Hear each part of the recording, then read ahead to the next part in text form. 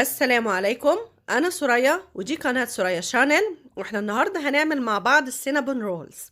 هنعمل السينابون رولز بكل بساطة، ويا ريت لو عجبك الفيديو ما تنسيش تعملي لي لايك وتشتركي معايا في القناة لو لسه ما اشتركتيش، علشان في كتير جدا بيتفرج عليا ومش مشترك معايا، فياريت تشتركي تشجيعك ليا.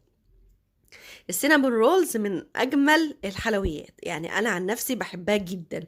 حلويات كده بتبقى هشه وطريه مليانه بالقرفه. ما بتعمليها في البيت، البيت كله بيتعبى بريحه القرفه. حلوه جدا جدا جدا. هنعملها مع بعض هشه جدا وطريه جدا، عامله زي القطن كده، فظيعه طريه جدا وهشه جدا.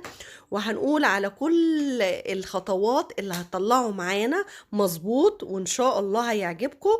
ويا ريت ما تنسينيش في اللايك. يلا نشوف عملناه ازاي. بسم الله.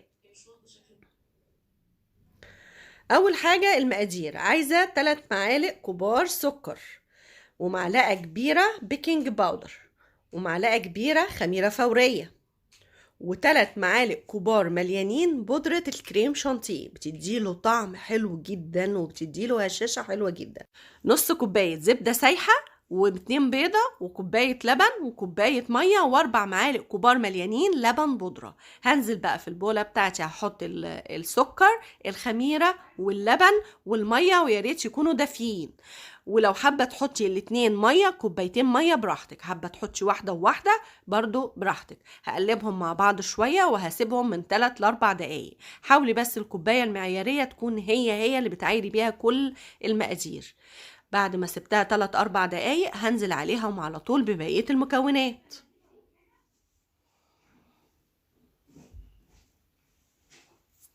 هنزل بقى بنص كوباية الزبدة السايحة، وهنزل بالاربع معالق اللبن بودرة، الاتنين بيضة، معلقة البيكنج باودر، والتلات معالق كبار الكريم شانتيه، بودرة الكريم شانتيه. هقلبهم برضو مع بعض كويس. وبالنسبة للدقيق، هو بيحتاج تقريبا، انا هحتاج معايا تقريبا 7 كوبايات دقيق. المقدار ده لو معايرة بنفس الكوباية هياخد معاكي 7 كوبايات دقيق. هنزل بيهم بقى مرة واحدة، لان انا عارفة ان هو ان شاء الله المعيار ده هيطلع معاكي مظبوط جدا. قلبي ولحد بقى هعجن العجينة بتاعتي دي 10 دقايق متواصلة. هفضل اعجن فيها، انا هسيب بقى خلاص المعلقة وهعجنها بايدي 10 دقايق متواصلة. انا عايزة العجينة تكون طرية وهشة عاملة زي الملبن. ازاي؟ انا هعجن فيها وهسيبها فيها تلزيقة، مش هخليها ناشفة خالص. انا عايزة بصوا شوفوا تلزيق فيها، تلزيقة خفيفة، ده سر هشاشة العجين، مش سر هشاشة العجين. اما اجي الزقها في ايدي واطلعها الطلعه يعني لازقه بس سالكه. ماشي. هدهن بقى الطبق بتاعي معلقه زيت كده كويسه، وهحط فيها العجينه وهغطيها بستريتش راب، وهسيبها تقريبا ساعه تخمر. هغطيها بالستريتش راب وفوطه كده عشان ادفيها، وهسيبها ساعه تخمر. وهنبتدي نعمل بقى الحشوه بتاعتنا. الحشوة بقى بتاعت السينابون رولز محتاجة عشان اعمل الحشوة كوباية سكر بني، لو مش متوفر السكر البني ممكن نحط سكر ابيض عادي، معلقتين 2 صغيرين كاكاو خام، ومعلقتين كبار مليانين قرفة. هقلبهم مع بعض كويس. ومحتاجة كمان نص كوباية زبدة بدرجة حرارة الغرفة، عشان دي اللي هدهنها على العجينة قبل ما احط عليها الحشو. دي نص كوباية زبدة بدرجة حرارة الغرفة. هاجي بقى للفروستنج اللي المفروض هحطه على السينابون. الفروستنج الأساسي الأصلي بيتعمل بالزبدة. انا ما بحبش طعم الزبدة في الفروستنج، فانا بستبدلها بنص كوباية قشطة، ونص كوباية جبنة كريمة، 2 معلقة كبار لبن، وربع معلقة فانيليا. هضرب ده كله مع بعضه كويس. وجربوا الفروستنج بالقشطة هيعجبكم جدا. اللي مش متوفر قشطة عنده زبدة براحتك عادي، هي الأصلي بالزبدة، أنا بستبدلها بقشطة. يبقى نص كوباية قشطة، نص كوباية جبنة كريمة أي نوع أنت بتحبيه، معلقتين 2 كبار لبن، وربع معلقة فانيليا. هنزل بقى وكوباية سكر بودرة، هنزل بيها شوية بشوية علشان انا عايزة ملمس الفروستنج بتاعي يبقى ناعم جدا.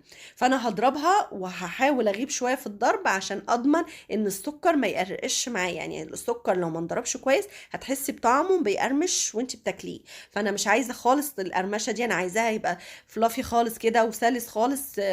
فانا هضربه تقريبا 10 دقايق لحد ما يبقى ناعم خالص. انا بحبه تخين، اللي بيحب السمك بتاعه اخف من كده نزود اللبن. انا عن نفسي بحبها كده قوي. زودي اللبن معلقه بمعلقه لحد ما توصلي للسمك اللي انت عاوزاه. بعد ساعه بالظبط العجينه بتاعتي خمرت. هاخدها اقسمها نصين بالظبط، وهدهن الرخامه، هرش على الرخامه شويه دقيق علشان اضمن ان هي مش هتلزق معايا. انا كده قسمتها نصين، هاخد النص الاولاني هفرده على قد ما اقدر يكون شكله مستطيل. انا كنت لفيته وقطعته ورصيته في الصينيه وما لقيتها ما اتصورتش، فانا صورت لكم النص التاني انا عملته بقدر الامكان بايدي على شكل مستطيل علشان انا ما هقدرش من العجينه حاجه. وهدهن بقى الزبده بكوبايه، نص كوبايه الزبده اللي انا كنت مستبعداها، هدهن لكل نص ربع كوبايه. خلاص هنزل بقى بالحشوه وهحاول بقدر الامكان املى العجينه كلها، مش هسيب اي فراغات. خلاص هضغط عليها علشان اضمن ان ادخل العجينه مع الزبده وما تقعش مني. هلف بقى واحده واحده كده، العجينه سلسه جدا وحلوه جدا معايا وسهله في اللف. فلفي وحاولي تظبطي وانتي بتلفي، واضغطي كمان علشان ما تبقاش العجينه مفرغه، عشان تبقى ماسكه نفسها وتبقى وهي ملفوفه مفيش فراغات. لفي واضغطي ما تخافيش، بس اضغطي بالراحه. خلاص ظبطت العجينه هقفل الحرف بتاعها ده عشان ما يفتحش مني، وهحطها تحت وهظبطها كده، اضغط عليها اظبطها واحاول اظبطها بايدي. وبعدين هقطعها باي حاجه حاده عندك، انا السكينه حاده عندي قطعتها بيها. بقدر الامكان حاولي يكونوا متساويين. خلاص هاخد كل واحدة اظبطها بايدي كده، لان انا هسيبها تخمر تاني وهحاول اسيب فراغات. انا دي صينية دهناها زيت وحطيت عليها ورق الزبدة، وحاولت ما بين بقدر الامكان اسيب فراغات ما بين الواحدة والتانية عشان لسه هتخمر تاني. هغطيها واسيبها من نص ساعة لساعة الا ربع زي ما تخمر عندك كل واحد والجو، يعني الجو درجة حرارة الغرفة بتاعته. خلاص بعد ساعة الا ربع قعدت معايا. هنزل بقى بالتركة دي، ودي يعني بتفرق جدا جدا في السينابون. مش عايزة تعمليها براحتك بس هي هتفرق جدا. عايزة نص كوباية لبن عليها معلقتين قشطة او نص كوباية كريمة. لو مفيش لا لبن بالقشطة ولا في كريمة حطي لبن بس، هتفرق جدا في السينابون. هضغط عليها علشان لما بتخمر بتطلع من النص شوية، انا هحاول اضغطها واضغط عليها كده عشان الحتة اللي في النص دي تنزل. الفرن متسخن على درجة حرارة 180، سبته تقريبا 10 دقايق شغال قبل ما احطه فيها، وسبتها من 25 دقيقة ل 30 دقيقة. تاني درجة حرارة الفرن 180 من 25 ل 30 دقيقة، ونكون ساخن مسبقا على الأقل 10 دقايق. بعد ما طلعت سبتها تهدى تقريبا 10 دقايق ونزلت عليها بالفروستنج. وكلي بقى احلى سينابون، بجد فلافي جدا، هش جدا جدا جدا وطري حلو، هيعجبك جدا.